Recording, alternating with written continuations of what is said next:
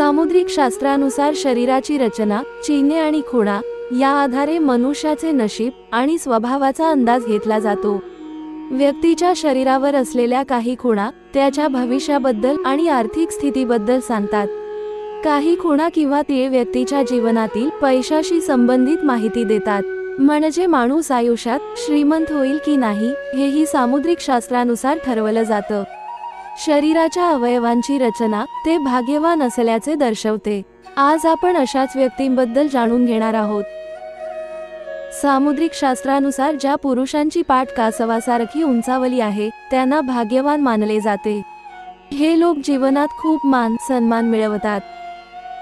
काही लोकांच्या हाताला 6 बोटेही असतात। असे लोक खूप भाग्यवान असतात। सामुद्रिक शास्त्रानुसार ज्या पुरुषांच्या उजव्या हाताला 6 बोटे आहेत आणि ज्या महिलांच्या डाव्या हाताला 6 बोटे आहेत ते लोक खूप भाग्यवान असतात। तळहाताच्या मध्यभागी तीळ असणाऱ्या पुरुषांच्या नशिबात सुख समृद्धी असते। वाहन हा सुख मिळतं, जीवनात मान सन्मान मिळतो, तसेच या लोकांना पैशाची कमतरता भासत नाही।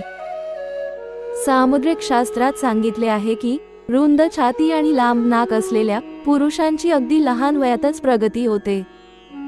पुरुषाच्या पायाची तर्जनी म्हणजेच अंगठ्यासह बोट मोठे असेल तर त्याला चांगला जीवनसाथी मिळतो।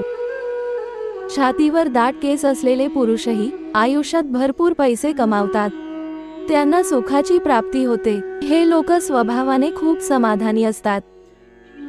ज्या पुरुषांच्या पायावर कमळ, रथ, बाण अशी चिन्हे असतात ते पुरुष अभिमानाने जगतात। या लोकांचे जीवन आनंदाने भरलेले असते। नाभी खोल आणि गोलाकार असणे देखील भाग्यवान असल्याचे लक्षण आहे।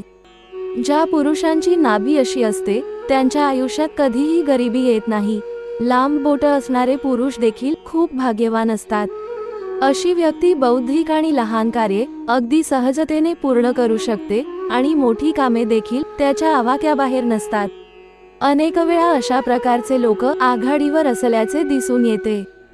मित्रहो, ही माहिती आवडल्यास आपल्या प्रियजनांना शेअर करायला विसरू नका। धन्यवाद।